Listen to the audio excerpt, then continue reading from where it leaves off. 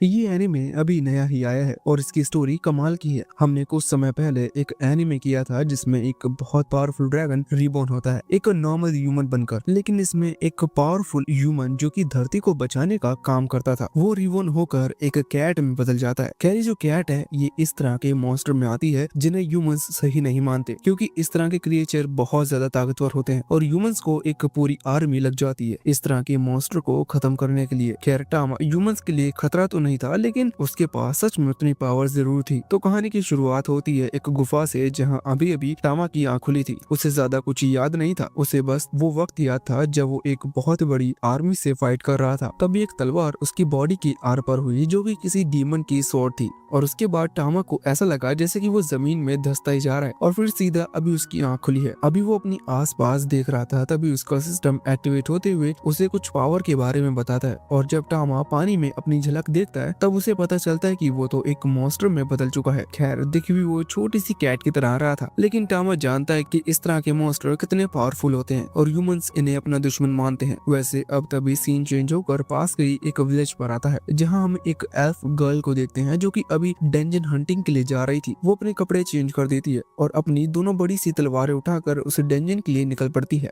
जहाँ अभी टामा रिबॉर्न हुआ है। वैसे इसके बाद सीन वापस यहाँ टामा पर आता है जो कि अभी यही सोच रहा था कि वो ह्यूमन का दुश्मन बनकर ही बॉर्न हुआ है, लेकिन फिर भी वो इंसानों को कुछ नहीं करेगा, इसलिए अभी वो भगवान को शुक्रिया कहता है कि उसे रिबॉर्न कर दिया गया। खैर उसी दौरान उसकी नजर एक स्लाइम पर पड़ती है। इस तरह के स्लाइम ई रैंक मॉन्स्टर में आते हैं जहाँ इस स्लाइम का साइज टामा के मुकाबले थोड़ा सा बड़ा था। इसका मतलब वो स्लाइम टामा पर हमला कर सकती है। अभी टामा यही सोचते हुए अपनी स्लाइम चेक कर रहा था कि उसके पास कौन कौन सी स्किल्स हैं। तभी उसे स्टोन हाउलिंग नाम की एक स्किल दिखती है और वो उसका इस्तेमाल करता है। इससे टामा के मुंह से एक बहुत ही नकली स्टोन निकलकर सीधा जाकर उस स्लाइम से टकराता है। इससे वो स्लाइम मारी जा चुकी थी। तभी टामा के पेट से आवाज आती है और वो समझ जाता है कि उसे भूख लगी है। वैसे तो वो पहले उस स्लाइम को खाने से कतरा रहा था, लेकिन वहाँ पानी और उस स्लाइम के अलावा कुछ भी नहीं है, इसलिए टामा वहाँ जाकर उसे खाता है और शॉकिंगली टामा को वो स्लाइम पसंद भी आती है। खैर स्लाइम खाते वक्त टामा को पता चलता है कि वो इस तरह से दूसरे मॉन्स्टर की एबिलिटी भी चुरा सकता है। साथ ही बाद में उसे ये भी पता चलता है कि उसके पास स्टोरेज पावर है, मतलब इस तरह की चीजों को वो चाहे तो स्टोर कर रख भी सकता है जिससे उसके आगे काम आएंगी। वैसे उसी दौरान सीन चेंज होकर वापस उस एल्फ गर्ल पर आता है जो कि एक बूट के थ्रू एक कोलेजम पहुंच चुकी थी। कोलेजम वो जगह होती है जहाँ पहले लड़ाइयाँ हुआ करती थी। अभी वहाँ आकर जब वो अंदर आ रही थी तभी दो गार्ड्स उसे रोक लेते हैं, लेकिन वो एल्फ गर्ल अपने पास से एक नेकलेस निकाल कर उन्हें दिखाती है और फिर बाद में उसे वो जाने देते हैं। इस तरफ टामा अभी बाकी मॉन्स्टर को हरा रहा था। वो एक बी रैंक मॉन्स्टर को हराकर फ्लाइंग एबिलिटी चुरा लेता है। साथ ही फिर एक सी प्लस रैंक के मॉन्स्टर को हराकर उसे फायरबॉल टाइप पावर मिल जाती है। इसके बाद वो एक गोलम को खत्म कर आयरन बॉडी और इसी तरह की कुछ और पावर्स चुराता है। वैसे इसका चुराना नहीं कहेंगे, उसने पहले उन मॉन्स्टर को हराया तभी उसे पावर मिली। वो अभी यहाँ इस तरह के पावर्स ग्रैब कर रहा था। तभी वहाँ दूसरी तरफ वो एल्फ गर्ल इस जगह के बाहर पहुंचकर एक होल में एक क्रिस्टल रखती है जिसकी वजह से ये डेंजन एक्टिवेट हो जाता है। यहाँ अभी टामा जो कि आगे बढ़ रहा था अपनी और पावर ग्रैब करने के लिए, तभी उसे वहाँ एक चेस्ट दिखाई देती है जो कि ग्लो कर रही थी। टामा तुरंत ही उसे जाकर खोलता है और टामा को उसके अंदर एक बड़ा सा क्रिस्टल दिखाई देता है। टामा सोचता है कि कहीं ऐसा तो नहीं ये कोई ट्रैप हो, लेकिन उसी दौरान टामा अचानक से टेलीपोर्ट हो जाता है। वो टेलीपोर्ट होकर और ज्यादा अंधेरी वाली जगह पर पहुंच चुका था। यहाँ एक बड़ा सा ड्रैगन था जो कि असल में उस डेंजन का फाइनल बॉस है और उसकी रैंक भी एस रैंक ही है। टामा अभी एक एस रैंक का बिल्ला है, लेकिन अभी तक उसने इतनी पावर ग्रैब नहीं की कि वो इस ड्रैगन को हरा पाए। लेकिन अब वो ड्रैगन भी जाग चुका था, उसकी नींद टामा ने खराब की है, इसलिए वो बिना बदला लिए टामा को जाने नहीं देगा और बदला मतलब उसे खाए बिना। तो यहाँ वो टामा पर हमला करने लगा था। टामा उसके अटैक को डोज करता है और अपनी स्टोन हाउलिंग टेक्निक का इस्तेमाल करता है। इससे उसने ऊपर लगे स्टोन्स का इस्तेमाल किया था। खैर वो स्टोन्स उस ड्रैगन की बॉडी को बिल्कुल भी चोट नहीं पहुंचा पाते। हालांकि इससे ऊपर से कुछ दूसरे स्टोन वहां नीचे गिरने लगे थे जिस वजह से वहां एक होल हो गया था, लेकिन फिर भी वो ड्रैगन पूरी तरह से ठीक था। वो टामा पर हमला करता है। यहाँ उसने किसी तरह के स्क्रैच अटैक किए थे जिन्हें टामा अपनी आयरन बॉडी की मदद से रोकने की कोशिश कर रहा था, लेकिन उस ड्रैगन के स्क्रैच इतने ज्यादा स्ट्रॉन्ग थे कि टामा की आयरन बॉडी काम नहीं कर पाती और टामा की बॉडी पर घाव आ जाते हैं। उसकी बॉडी से खून निकल रहा था, उसे किसी भी तरह से यहाँ से निकलना था, लेकिन तभी वो ड्रैगन उसे बॉडी स्लैम देने लगता है। लेकिन इस तरह से टामा वहाँ से हटते हुए अपनी विंग्स एक्टिवेट कर उसी ऊपर बने होल से बाहर आ जाता है, लेकिन अभी उसे बहुत ज्यादा चोट लग चुकी थी। तभी हम दूसरी तरफ उस एल्फ गर्ल को देखते हैं जो कि अभी इसी डेंजर में आगे बढ़ रही थी, वहाँ उसे अचानक से ही कुछ आवाज सुनाई देती है और वो अपनी दोनों ही तलवार निकाल कर आगे बढ़ने लगती है। उसी दौरान उसे बचपन का एक सीन याद आ रहा था जब वो बहुत छोटी थी और इसी तरह के एक डेंजर में आई थी। तब एक दूसरे एल्फ ने उसकी मदद की थी। इसी कारण से शायद इसने भी फैसला किया कि ये एक एडवेंचर बनेगी। खैर वहाँ टामा, जो कि अभी डेंजर के एग्जिट की तरफ बढ़ रहा था, उसे सामने से एक परछाई दिखाई देती है और वो नीचे गिर पड़ता है। टामा को लग रहा था कि शायद उसकी नई जिंदगी शुरू होते ही खत्म हो जाएगी, लेकिन असल में वो बस उस एल्फ गर्ल की परछाई थी।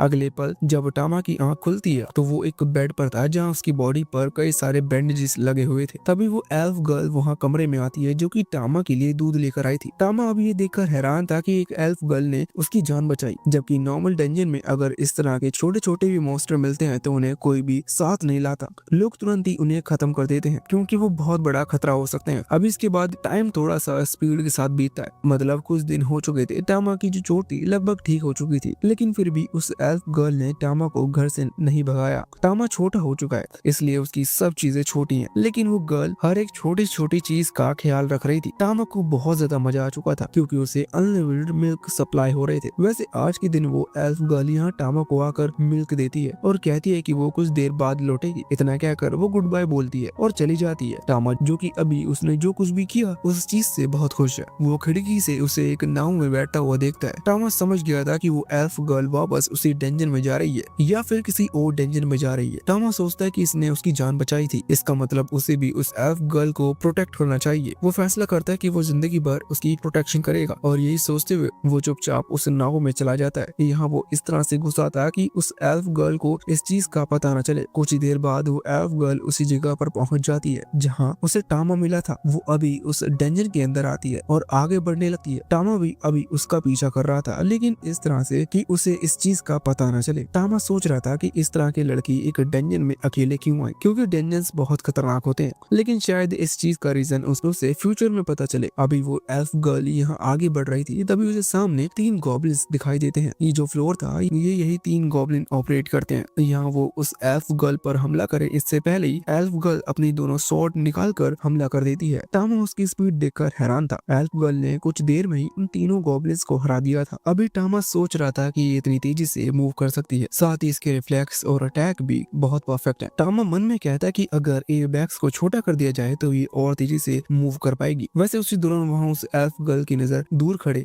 गॉब्लिन पर पड़ती है। ये चौथा गॉब्लिन था और ये छिपकर उस एल्फ गर्ल को देख रहा था। वो तो अपना काम 2 मिनट में कर वहाँ से चला जाता, लेकिन एल्फ गर्ल उस पर हमला करने लगती है। वो गॉब्लिन असल में एक मेज है, मतलब मैजिशियन। वो यहाँ बहुत बड़ी फायरबॉल क्रिएट कर एल्फ गर्ल की तरफ फेंकता है। टामा अभी ये चीज समझ चुका था कि एल्फ गर्ल उस फायरबॉल को डोज नहीं कर पाएगी, इसलिए समय ना गवाते हुए टामा तुरंत ही पूरी स्पीड में आगे बढ़कर उस एल्फ गर्ल को धक्का देते हुए उसे बचा लेता है। साथ ही यहाँ वो उस गॉब्लिन पर भी हमला करने वाला था, लेकिन अगर वो किसी तरह का पावरफुल अटैक करता तो इससे उसकी असलियत सामने आ जाती, इसलिए वो बस नॉर्मल उस गॉब्लिन के चेहरे पर कुछ स्क्रैचेस लगा देता है। अभी वो गॉब्लिन जहाँ खड़ा हुआ था वो वहाँ नीचे की तरफ सीढ़ियाँ थी, इस कारण से स्क्रैच लगते ही वो गॉब्लिन नीचे की तरफ गिर पड़ता है। अभी वैसे तो उस एल्फ गर्ल को ये समझ नहीं आया था कि टामा यहाँ पर क्या कर रहा है, लेकिन फिर भी उसकी जान बच गई। इस चीज के बदले टामा को बहुत अच्छा इनाम मिलता है। मतलब इनाम तो अभी उसे कुछ नहीं मिला, बस जिस तरह से वो बोट में चिपकर यहाँ आया था वापस उस तरह से नहीं लौटना पड़ेगा। वैसे इस एल्फ गर्ल का नाम आर्या है। अब अगले सीन में ये एल्फ गर्ल टामा को लेकर एडवेंचर गिल्ड पर पहुंचती है, जहाँ ये उन गॉब्लिन्स के पार्ट्स देकर पैसे एक्सचेंज करेगी। खैर यहाँ अंदर आते ही उसकी मुलाकात केजमैन नाम के उसी आदमी से होती है जो कि उसे बहुत टाइम से अपनी टीम को ज्वाइन करने का ऑफर दे रहा था। हर बार की तरह आर्या आज भी मना कर देती है, लेकिन केजमैन अपना हाथ थोड़ी सी गलत जगह ले जाते हुए कहता है कि उसे चिंता करने की जरूरत नहीं, वो उसका पूरा ख्याल रखेगा। हालांकि ये चीज देखते हुए टामा बाहर निकलकर उसके हाथ को बाइट कर लेता है। ये चीज केजमैन अपना हाथ इधर उधर हिलाता है और टामा सीधा उसके सर पर आ गिरता है, जहाँ उसने केजमैन के फेस पर बहुत सारे स्क्रैचेस लगा दिए हैं। टामा तो यहाँ वापस अपनी जगह पर आ चुका था, लेकिन केजमैन गुस्से में अपनी तलवार निकाल लेता है और कहता है कि तुम्हें इस चीज की सजा मिलकर रहेगी। खैर यहाँ वो हमला वगैरह कर पाता इससे पहले ही वहाँ पर इस गिल्ड के एक दूसरे रिसेप्शनिस्ट जिसका नाम आर्नोल्ड है उसकी एंट्री होती है। वो वहाँ आकर उसकी तलवार पकड़ लेता है और पूछता है कि क्या तुम्हें कोई प्रॉब्लम है। अभी यहाँ आर्नोल्ड के ड्रेसिंग सेंस को देखकर केजमैन को अपनी तलवार बचाकर वहाँ से भागना पड़ता है। वैसे अब तभी आर्नोल्ड की नजर वहाँ पड़ती है जहाँ कुछ देर पहले केजमैन की नजर थी और अभी तुम्हारी नजर है। वहाँ पर आर्नोल्ड को टामा दिखता है। वो पूछता है कि आखिर ये छोटा मेहमान है कौन, जिस पर आर्या उसे बताती है कि ये कैट उसे एक डेंजर में मिली थी,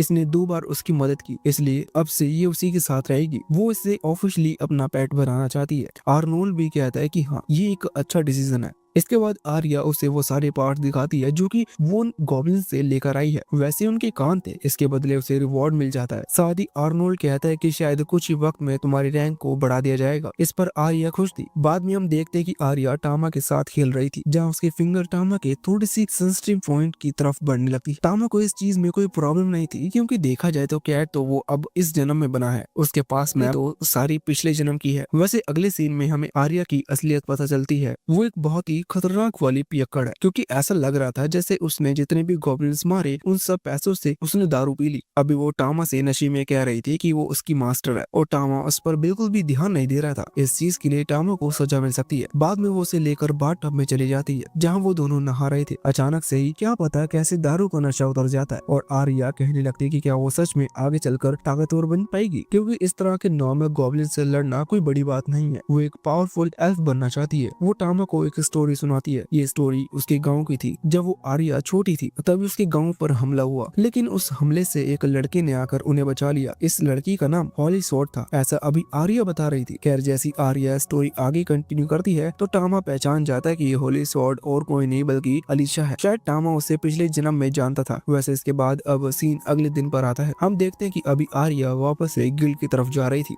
आज का टास्क लेने के लिए। तभी रास्ते में टामा नोटिस करता है कि गाँव में जितने भी शॉप्स हैं वहाँ के सभी लोग आर्या को अच्छे से जानते हैं और सभी उसके साथ बात करते हैं। मतलब आर्या फेमस है। अब वो किन 2 बड़े रीजन की वजह से फेमस है ये तो कोई नहीं जानता। अगले सीन में आर्या और टामा दोनों गिल्ड में पहुंच जाते हैं, जहां आर्नोल्ड बाहर आकर आर्या से कहता है कि उसे अंदर नहीं जाना चाहिए। आर्या को ये चीज समझ में नहीं आती और वो गिल्ड में अंदर आ जाती है, जहाँ उसकी मुलाकात उसी आदमी केजमैन से होती है जिसे हमने कल देखा था। ये अभी अपने साथ एक कागज लेकर आया था। वो दुखी होते हुए आर्या से कहता है कि मुझे माफ करना, पर मैं इस नोटिस को रोक नहीं पाया कि तुम्हारे इस बिल्ले ने मुझ पर हमला किया। मुझे तो इस चीज से कोई प्रॉब्लम नहीं है, लेकिन ऑफिशियली ऑर्डर्स आए हैं कि इस कैट को इस चीज की सजा मिलेगी, क्योंकि ये इसने गलत किया। यहाँ टामा को डायरेक्टली जॉन से मारने की सजा मिल चुकी थी। ये सुनने के बाद आर्या तुरंत ही केजमैन से माफी मांगते हुए कहती है कि वो ऐसा नहीं होने देना चाहती, जिस पर केजमैन कह पड़ता है कि मैं भी यही चाहता हूँ कि तुम्हारे इस कैट को कुछ ना हो। इसके लिए हम एक डील कर सकते हैं। वो कहता है कि हम एक कॉम्पिटिशन करेंगे, जिसमें अगर तुम जीत जाती हो तो इस कैट को माफ कर दिया जाएगा, लेकिन अगर मैं जीत जाता हूँ तो तुम्हें मुझसे शादी करनी होगी। उसकी बातों से ही पता चल रहा था कि वो किसी और की ही कैट की तलाश में है। खैर, अभी कोई रास्ता नहीं था, इस वजह से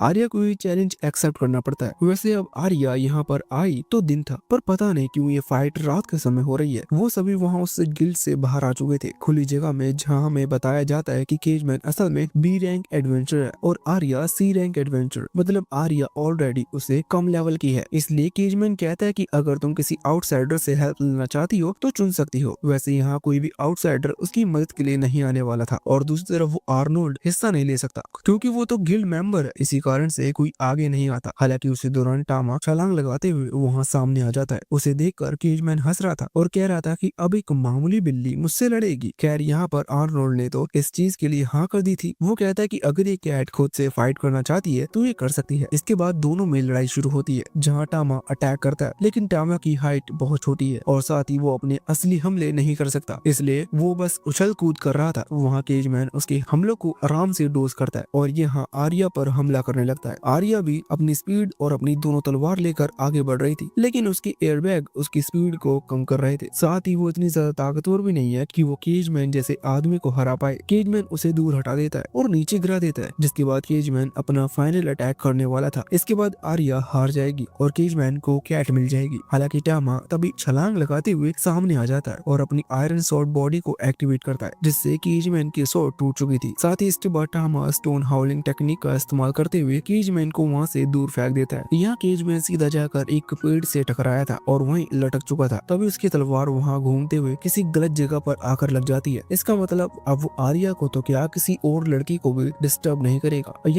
यहाँ टामा ने भी अपनी असली पावर्स यूज की थी, जिससे टामा समझ चुका था कि उसकी असलियत सबके सामने आ चुकी है और अब उसे खत्म खत्म कर दिया जाएगा, क्योंकि सच में इस तरह के मॉन्स्टर को ह्यूमंस अपना दुश्मन मानते हैं। खैर तभी लोग जोर जोर से चिल्लाने लगते हैं और कहते हैं कि ये कैट शायद एक एलिमेंटल कैट है। टामा अभी ये सुनकर बहुत खुश था, लेकिन वहाँ दूसरी तरफ आर्नोल्ड अभी आर्या को जीतने के लिए कांग्रेचुलेशन कर रहा था। इसका मतलब सब कुछ ठीक है। वैसे इसके बाद अब सीन सीधा अगले दिन पर शिफ्ट हो जाता है, जहाँ हम देखते हैं कि टामा की अभी अभी नींद खुली है। उसके जागते ही आर्या की नींद खुल जाती है। टामा सबसे पहले आगे बढ़कर आर्या के गले पर अपने गाल को थोड़ा सा रब करता है, जिससे आर्या को अच्छा लगे। उसे ऐसा करना ही होगा क्योंकि उसे एक पेट बनकर रहना है। आर्या को ये चीज कुछ ज्यादा ही अच्छी लग जाती है। इस वजह से जब टामा वहाँ से जाने लगता है तो वो कहती है कि उसने सॉफ्ट चीजों के साथ तो खेल लिया, अब उसे थोड़ी सी हार्ड चीजों के साथ भी खेलना है। उसका इशारा कहाँ था, ये चीज टामा भी समझ चुका था। खैर यहाँ से सीन चेंज हो जाता है और हम देखते हैं कि टामा और आर्या अभी वेल्कन नाम की एक लड़की से मिलने के लिए आए थे। वैसे वहाँ घर पर क्या हुआ ये चीज अभी हमें नहीं बताई गई। खैर असल में यहाँ जो लड़की वेल्कन रहती है वो आर्या की दोस्त है और साथ ही वो एक ब्लैक स्मिथ भी है, मतलब लोहार जो कि वेपन्स या आर्मर वगैरह बनाते हैं। तो यहाँ आर्या और टामा अंदर आ चुके थे। तभी अंदर से वेल्कन बाहर आती है। टामा उसके टाइगर ईयर्स को थोड़ा देखकर शॉक था, लेकिन वो एक तरीके से डेम ह्यूमंस गर्ल है, बिल्कुल आर्या की तरह। खैर अभी वेल्कन बहुत ही ज्यादा एक्साइटेड थी आर्या के नए पेट से मिलने के लिए, क्योंकि उसने सिर्फ टामा के बारे में सुना था। आर्या अभी आगे आते हुए उसे टामा को दिखाती है और बाद में जिस जगह पर आर्या टामा को रख कर लाई थी सेम उसी जगह पर वो टामा को वापस रख देती है,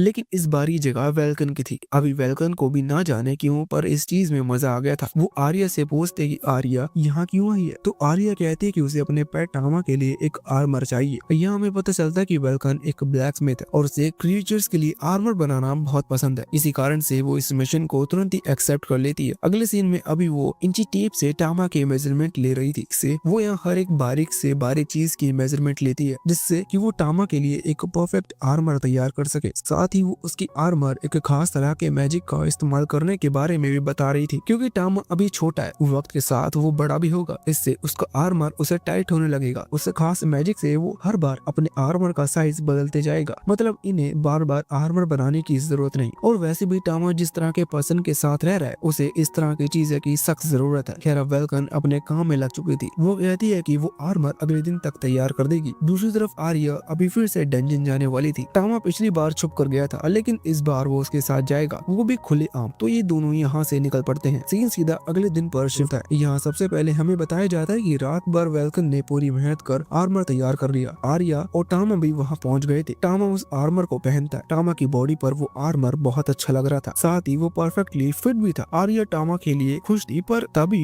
वेल्कन बताते कि वो आर्या की स्वॉर्ड में ज्यादा बदलाव नहीं कर सकती। जैसा कि हमें और टामा को पता है कि आर्या की स्वॉर्ड कुछ ज्यादा ही भारी है, इस वजह से उसकी स्पीड और साथ ही अटैक थोड़े से कमजोर रह जाते हैं। यही चीज हमें वेल्कन कह रही थी कि वो पहले भी कई बार आर्या की तलवार को मॉडिफाई कर चुकी है, लेकिन उसे समझ में नहीं आ रहा कि आर्या को प्रॉब्लम क्या आ रही है। आर्या वैसे तो अपनी प्रॉब्लम बताती है, लेकिन परफेक्टली उसकी प्रॉब्लम समझ पाना उसके लिए थोड़ा सा मुश्किल हो रहा था। खैर तभी वेल्कन को एक आइडिया आता है और वो कहती है कि क्यों ना हम हमारी एक टेम्पररी टीम बना ले। टेम्पररी टीम का मतलब वो एक साथ मिलकर एक डंजन जाएंगे जहाँ वो मॉन्स्टर को खत्म करेंगे। इस बीच आर्या जब वो फाइट करेगी तो वेल्कन उसे ऑब्जर्व कर सकती है, ये जानने के लिए कि आखिर आर्या को प्रॉब्लम क्या है। इसके बाद सीन चेंज होता है और हमें पता चलता है कि इन्होंने अपनी टेम्पररी टीम क्रिएट कर ली है और ये डंजन आ चुके हैं, जहाँ वैसे तो अभी आर्या को आगे जाकर लड़ना चाहिए जिससे वेल्कन उसकी प्रॉब्लम समझ पाए, लेकिन वेल्कन खुद आगे बढ़कर लड़ने लगी थी। अभी कुछ गॉब्लिन्स हमला कर रहे थे जिन्हें वो पीट रही थी। इसके बीच एक गॉब्लिन वहाँ करीब आते हुए हमला करता है, लेकिन वेल्कन अपने आर्मर की मदद से उसकी चटनी बना देती है। टामा अभी वेल्कन की पावर देखकर थोड़ा सा शॉक था। वैसे तो पिछली लाइफ में उसने टाइगर कम्युनिटी के लोगों के बारे में सुना था कि उनके पास बहुत ज्यादा स्ट्रेंथ होती है, लेकिन इस वक्त वो अपनी आंखों से ये सब होते हुए देख रहा था। इसी बीच एक दूसरा गॉब्लिन आकर वेल्कन पर हमला करता है। वो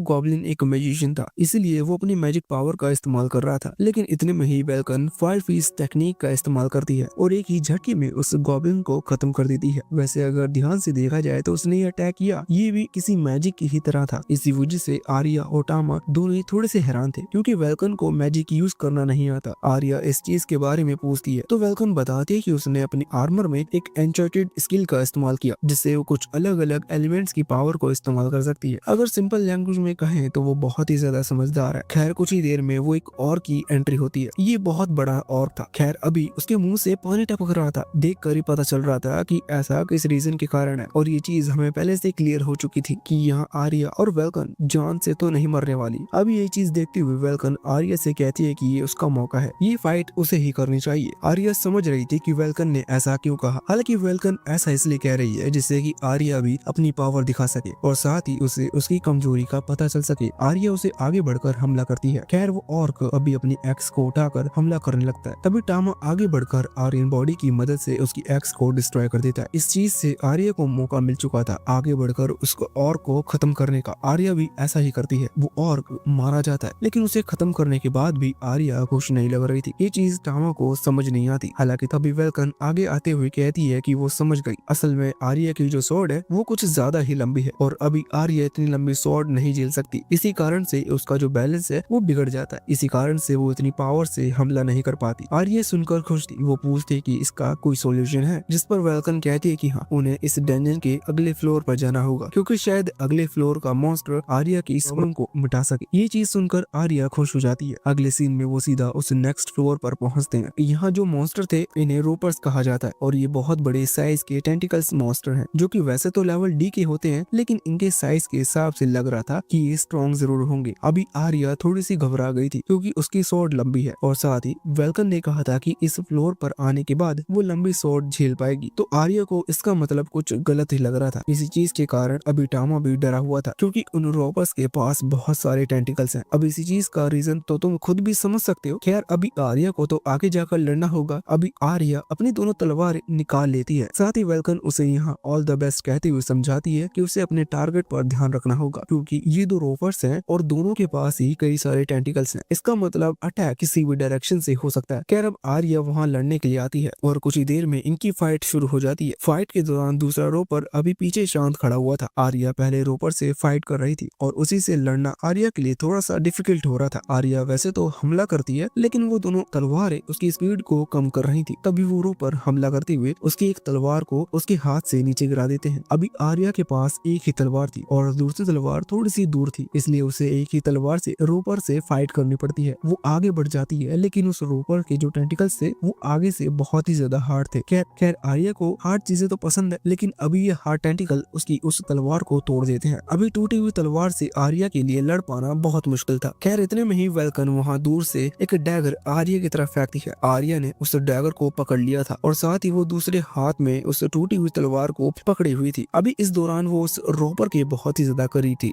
वो तुरंत ही सीधा उस रोपर पर हमला करती है।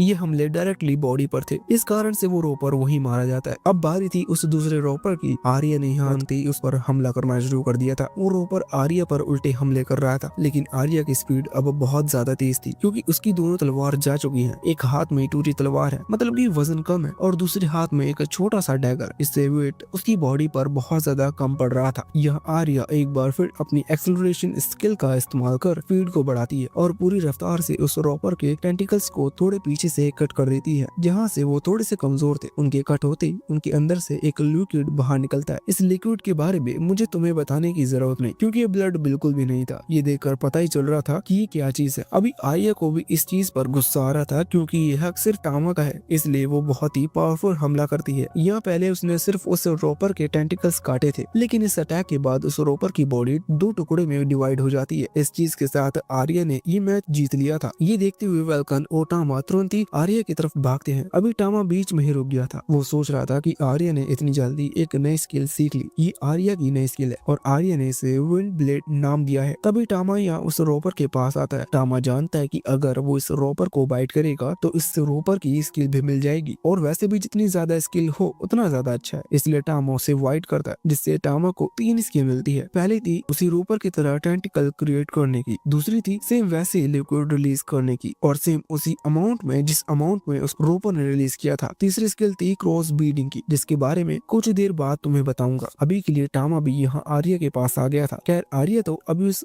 मरे हुए रोपर को मारने की कोशिश कर रही थी क्योंकि उसने जो कुछ भी किया वो बहुत ज्यादा गलत था। आर्या को लगा कि वो इस लिक्विड की पार्टी टामा के साथ करेगी, लेकिन ये उसका फर्स्ट टाइम था। खैर कुछ देर बाद हम देखते हैं कि इस तरह की बचकानी हरकतों के बाद आर्या ये चीज समझ चुकी थी कि उसके लिए शॉर्ट वेपन ही सबसे सही है। मतलब वो जो 2 बड़ी बड़ी तलवारें लेकर घूमती थी वो उसके लिए सही नहीं है क्योंकि वही उसकी स्पीड को कम करते हैं, लेकिन वो दोनों ही तलवार उसने शॉर्ट सेंग के सामने चुनी थी। इसी वजह से उन्हें छोड़ना उसके लिए थोड़ा सा मुश्किल है, लेकिन मरने से तो अच्छा ही है। साथ ही वेल्कन भी उसे समझाती है कि इन शॉर्ट वेपन से उसकी स्पीड भी बढ़ रही रही है, साथ ही वो खुद से हायर लेवल के मॉन्स्टर को भी मार पा रही है। इसका मतलब वो डंजन के आगे के फ्लोर्स पर भी जा सकती है। ये चीज आर्या को भी सही लगती है। खैर ऐसा करने से पहले वेल्कन उसे एक सेफ जगह पर लेकर जाती है। ये जगह उसी डंजन में है जहाँ पर बहुत सारा पानी है, मतलब यहाँ वो लोग नहा सकते हैं और आर्या उस लिक्विड को साफ कर सकती है जो कि उसकी बॉडी पर फैला हुआ है। इधर एक स्टोन लगा हुआ था, ये स्टोन यहाँ इस डंजन के मॉन्स्टर को इधर आने से रोकता है और इस स्टोन को देखकर अभी आर्या को अपने गांव की याद आ रही थी। शायद उसके गांव में भी उस दूसरी पावरफुल वॉरियर जिसका नाम टामा हमें अलीशा बता रहा था उसने छोड़ा होगा, या फिर जो भी हो वो चीज हमें बाद में पता चलेगी। खैर अभी के लिए हमें ये पता चलता है कि यहाँ पानी है, इन्हें नहाना है और इधर मॉन्स्टर नहीं आ सकते, इसलिए दोनों ही अपने आर्मर उतारती हैं और आर्मर के नीचे भी जो कुछ भी था वो भी उतारती हैं और सीधा पानी में कूद जाती हैं।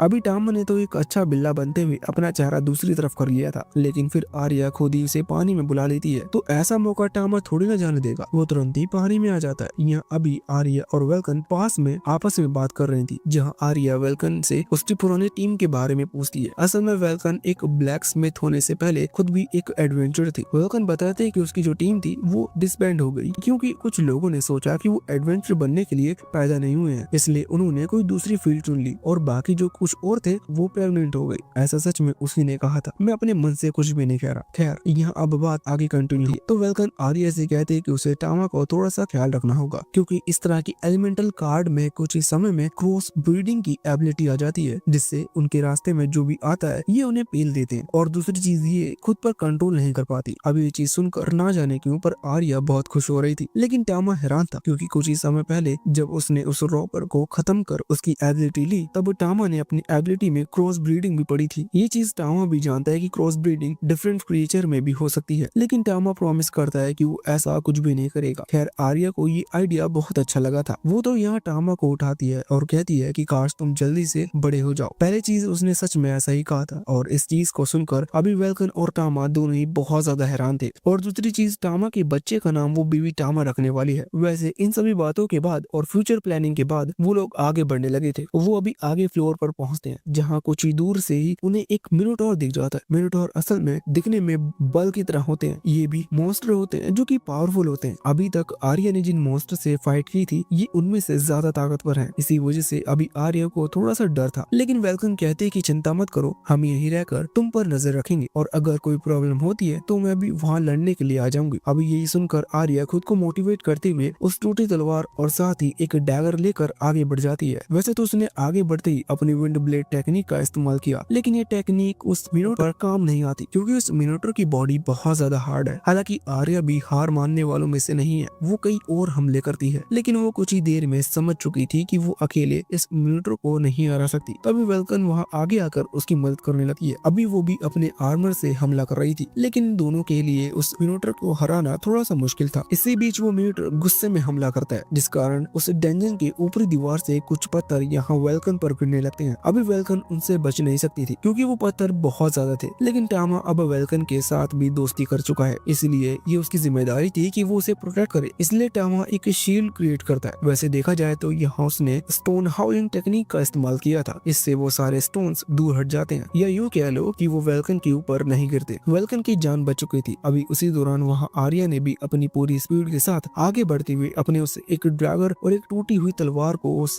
मिनोटॉर की चेस्ट के अंदर घुसा दिया था, जिसकी वजह से वो भी मारा जाता है। आर्या को ये यकीन नहीं हो रहा था कि उसने सच में इतने पावरफुल मॉन्स्टर को हरा दिया। साथ ही अभी वहाँ वेल्कन भी हैरान थी, लेकिन उस मॉन्स्टर के मरने से नहीं बल्कि अभी वो टामा की वजह से हैरान है क्योंकि टामा ने उसकी जान बचाई। शायद अब वो भी टामा के जल्दी जल्दी बड़े होने के लिए प्रे कर रही है। खैर इसके बाद अब सीन चेंज होकर सीधा गिल्ड पर आता है, जहाँ ये लोग उन मॉन्स्टर के बॉडी पार्ट्स ले आए थे और अभी उनके बदले रिवॉर्ड एक्सचेंज कर रहे थे। अभी आर्नोल्ड भी इसी चीज से बहुत हैरान था कि आर्या इस बार इतने पावरफुल मॉन्स्टर को मार कर लाई, लेकिन फिर भी ये चीज अच्छी है, इसी वजह से उन्हें अच्छे खासे रिवॉर्ड दिए जाते हैं। बाद में आर्या इस चीज को सेलिब्रेट करने के लिए वेल्कन को भी बुलाती है और वो मस्त दारू पीते हैं। यहाँ पर अभी वेल्कन जो कि अंदर ही अंदर से चाह रही है कि वो भी आर्या की टीम ज्वाइन कर ले, वो भी ऑफिशियली, क्योंकि अभी तक उसने सिर्फ टेम्परेरी टीम ज्वाइन की थी। इसलिए वो बहाने बनाते हुए कहती है कि टामा के आर्मर को हमेशा मॉडिफाई कर रखना होगा। ये बहाना काफी था, लेकिन आर्या जैसी बेवकूफ नहीं समझ पाती, पर टामा ये चीज समझ चुका था। उसे कोई प्रॉब्लम नहीं थी क्योंकि उसे तो मजा आएगा, इसलिए वो यहाँ आर्या के हाथ को उठाकर वेल्कन के हाथ पैर पर रख देता है, जिससे आर्या भी समझ जाती है और इसके बाद ऑफिशियली इनकी टीम क्रिएट हो जाती है। अब अभी इसी खुशी में उन्होंने और ज्यादा पी ली थी, जिसके कारण से वेलकम को घर जाने में देर हो जाती है। इसलिए वो फैसला करती है कि वो आर्या के साथ यहीं रुकेगी। अब वहाँ बेड एक ही था, इसलिए वो उस पर ही सो रही थी। टामा छोटा सा है, उसे ज्यादा जगह की जरूरत नहीं, इसलिए उसे बीच में जगह मिल जाती है। खैर वो ही दोनों पीकर सो रही थी, इसलिए उन्हें किसी की भी परवाह नहीं है। टामा अभी 4 चीजों के बीच बहुत ही भयंकर तरीके से दबा हुआ था और सोने पे सोएगा। वो दोनों नींद में भी बात कर रही थी। वो जो कुछ भी बोल रही थी वो एक दूसरे को तो सुनाई नहीं देती, पर टामा को वो सारी बातें सुनाई दे रही थी, और वो ऐसी बातें बिल्कुल भी नहीं है जो मैं तुम्हें इस वीडियो में समझा सकूं। वैसे इस दौरान टामा अपने स्टेटस विंडो पर एक नोटिफिकेशन आता है कि वो अपने सेकंड एवोल्यूशन की बहुत करीब है, मतलब शायद अब वो थोड़ा सा बड़ा हो जाएगा। वो सोच रहा था कि कहीं वो ऐसा ना हो जाए जिससे सभी समझ पाए कि वो एक मॉन्स्टर है, क्योंकि उसने अपना मन बना लिया है। वो हमेशा आर्या का पेट बनकर ही रहना चाहता है। खैर अगले दिन हम देखते हैं कि आर्या और टामा दोनों ही मार्केट के लिए निकल चुके थे। टामा पहले जैसा नॉर्मल है, इसका मतलब कोई प्रॉब्लम की बात नहीं है। अभी वो दोनों मार्केट में आगे बढ़ रहे थे। वैसे आर्या ने अभी सच में अलग कपड़े पहन रखे हैं, इसमें सब चीजें छुपी हुई थी। खैर टामा को तो अपनी जगह मिल चुकी थी, वो भी आर्या के कंधे पर था। यहाँ आगे बढ़ते हुए वो देखता है कि 2 आदमी किसी बच्चे को पीट रहे थे। जब वो वापस आते हैं तो वो दोनों ही आदमी टामा को देखकर डर गए थे, क्योंकि वो पहचान गए थे कि टामा वही एलिमेंटल कैट है जिसे केजमैन को सबक सिखाया था, और केजमैन की जो हालत थी वो जानकर अब कोई भी आर्या या टामा से पंगा नहीं ले सकता। इसी कारण से वो दोनों डर कर भाग जाते हैं। आर्या देखती कि वो बच्चा असल में एक छोटी सी बच्ची है। आर्या यहाँ उसके पास आकर उससे पूछती कि उसके पेरेंट्स कहाँ हैं, जिस पर वो बच्ची कुछ नहीं कहती। आर्या समझ चुकी थी कि इसके पेरेंट्स नहीं है, इसलिए वो उस बच्ची को अपने साथ ले जाती है। नहीं, वो उसे अपने घर पर नहीं रखने वाली, वो उसे एक चर्च में लाई थी। आर्या इस चर्च की सिस्टर को जानती है, इसलिए वो वहाँ आकर उस बच्ची को भी वहीं छोड़ देती है। असल में आर्या जो बच्चे अपने पेरेंट्स से बिछड़ चुके थे या जिनके पेरेंट्स मर गए, उन्हें इस तरह से चर्च में लाकर छोड़ती है, जिससे कि ये चर्च वाली सिस्टर उन बच्चों का ख्याल रख सके। अभी टामा इस चीज से बहुत इम्प्रेस था। वो फैसला करता है कि वो आर्या के साथ साथ इन सब को भी प्रोटेक्ट करेगा। खैर अगले सीन में ये लोग गिल्ड पहुंचते हैं, जहाँ आर्या को अपना एक नया बैच मिलता है। उसका जो पहले वाला बैच था वो कम लेवल का था, अब उसका लेवल बढ़ चुका है। इसका मतलब अब वो पावरफुल मॉन्स्टर से ऑफिशियली जाकर फाइट कर सकती है। तभी आर्नोल्ड किसी इंसिडेंट के बारे में बताता है। असल में कुछ लोग गायब हो रहे हैं, जिसके पीछे लोगों को लग रहा है कि डीमंस का हाथ है। आर्या भी इसके बारे में और ज्यादा डिटेल में पूछती है, और इसके साथ ये पार्ट यहीं पर खत्म हो जाता है। अब ये चीज वीडियो के सपोर्ट पर डिपेंड करती है कि इसका अगला पार्ट हम कब तक ला सकते हैं।